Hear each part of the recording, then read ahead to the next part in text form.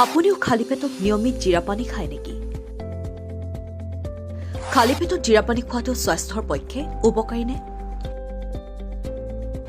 জিৰাত থকা পুষ্টি গুণবোৰৰ বিষয়ে জানেনে? জিৰা পানীয়ে কোনবোৰ ৰোগ উপশম কৰে? জিৰাত তিয়াই থোৱা পানীত থাকে যাদুকৰী গুণ।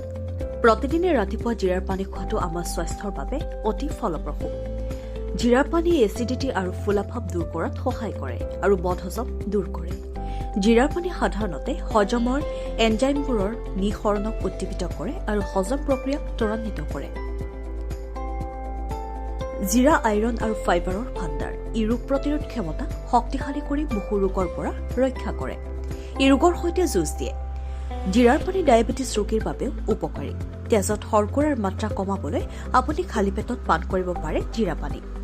জিৰাই শৰীৰত ইনচুলিনৰ উৎপাদনক উদ্দীপিত কৰে। জিৰাৰ পানীত পটাছিয়ামৰ পৰিমাণ সৰ্বাধিক থাকে। পটাছিয়াম এক প্ৰধান খনিজ যি শৰীৰৰ বাবে অপৰিহাৰ্য। ই লৱণৰ নেতিবাচক প্ৰভাৱৰ ভাৰসাম্য বজাই ৰাখি ৰক্তচাপ নিয়ন্ত্ৰণত সহায় কৰে। News desk report, NDTV।